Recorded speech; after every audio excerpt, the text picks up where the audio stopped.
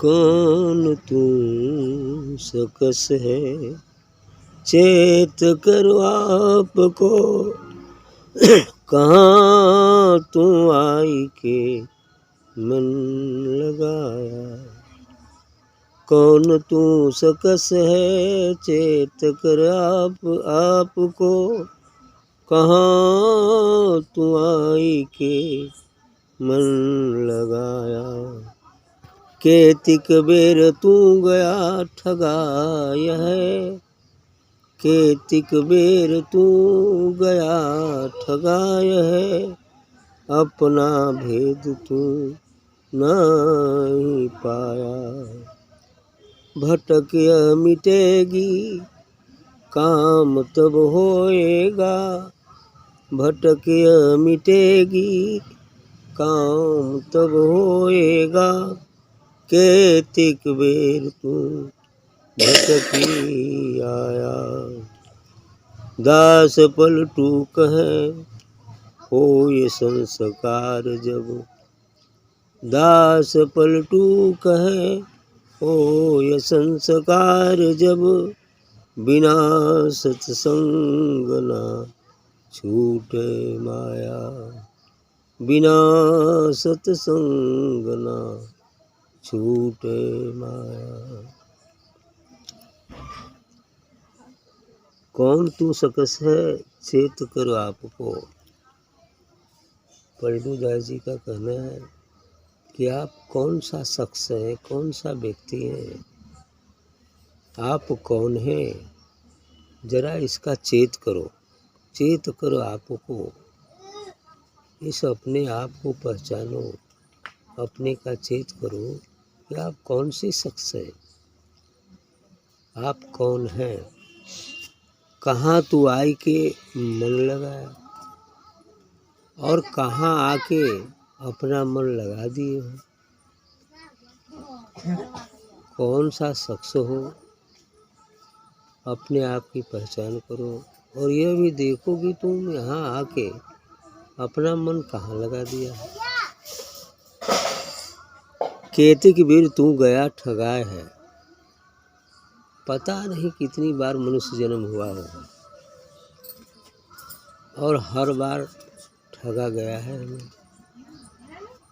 ये 5 ठग जो हैं इस संसार के बनाए गए ठगने के लिए। 6 विकार जो है, काम क्रोध मोह मोह मद मत्सर, यानी वही काम क्रोध मोह मोह अहंकार, ये ठग है जो हमें ठगते आ रहे हैं आदि कल्प से। आदि कल्प से ही ठगते आ रहे हैं और हर बार हम ठगा जाते हैं। और ठगा जाते हैं, यही कारण है कि बार बार हम जन्मते और मरते हैं। 84 लाख योनियों का भी प्राणी बनते हैं, यही कारण है।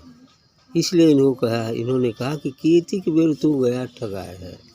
पता नहीं कितनी बार तुम्हें ठग लिया गया है इन ठगों के द्वारा, और अपना भेद तू नहीं पाया और अपने स्वरूप को तुम पहचान ही नहीं सका। मैं कौन हूँ इसका उत्तर तुम्हें मिला ही नहीं।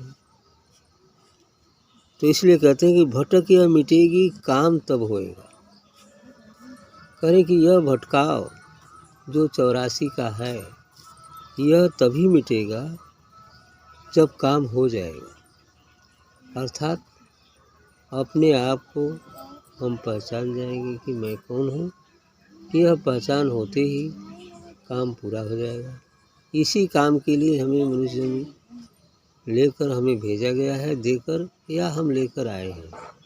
इस काम को, जो प्रमुख काम है, उसे पूरा करना है।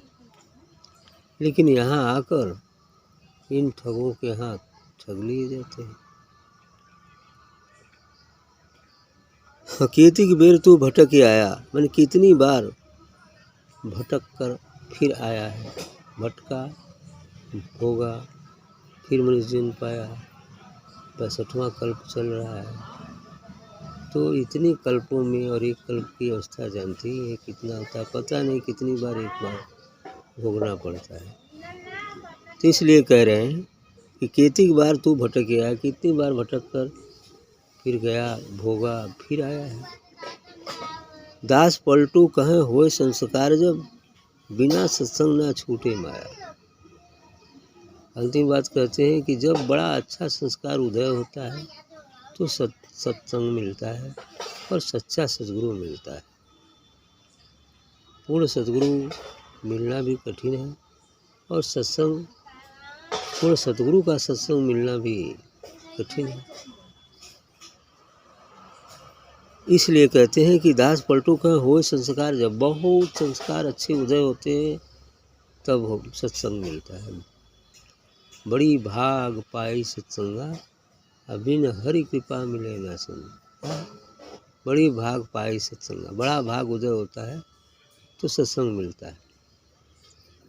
तो इसलिए कहते हैं कि दास पलटू कहें होए संस्कार जब अच्छे संस्कार होते हैं, जागृत होते हैं, वो संस्कार हमारे द्वारा ही जब कभी भी हम मनुष्य हुए हैं तो जो साधना सत्संग पूजा पाठ कुल किए हैं वो सब जब एक साथ उदित होता है तब सत्संग मिलता है ना। ये जो संसार वाले करते हैं छोटे छोटे कर्म, पूजा पाठ, देवी देवता भवानी व्रत, ये सब कुछ करते हैं तो मिटता नहीं है। यही सब जुड़ते जुड़ते जुड़ते जुड़ते धीरे धीरे जो है उसे योग्य बनाता है अच्छे संस्कार होने का। अच्छे संस्कार धीरे धीरे जुड़ जाते हैं। तब चूँकि अब आखिरी बेला आ गया है ज्ञान का, पहचान का अपने आप की, तब सत्संग मिल जाता है। और सत्संग मिलने पर यदि हम पूर्ण निष्ठा, श्रद्धा और भक्तिपूर्वक चलते हैं तो हम अपने आप को जान भी लेते हैं। फिर आवागमन का बंधन छूट जाता है। 84 के जेल खाने से हम निकल जाते हैं। दास पलटू कहें होए संस्कार जब, बिना सत्संग ना छूटे माया। क्योंकि ये माया बिना सत्संग के छूटने वाली नहीं है। कोई सोचे कि हम विचार करके छोड़ देंगे, असंभव। जब ज्ञान धीरे धीरे बढ़ता जाएगा, सत्संग करते जाएंगे, इस वस्तु से सत्य असत्य का भेद समझ में आने लगेगा, तब धीरे धीरे खुद छूट जाएगी। और खुद छूट जाएगी तो फिर कभी परेशान नहीं करेगी। अब कोई छोड़ कर कहता कि हम तो माया छोड़ दिए, घर द्वार छोड़ दिए, इसका मतलब वो फिर पकड़ लेगा। यहाँ नहीं पकड़ेगा, जंगल में परिवार बसा लेगा, है ना। ये स्थिति हो जाएगी। ठीक ठीक है।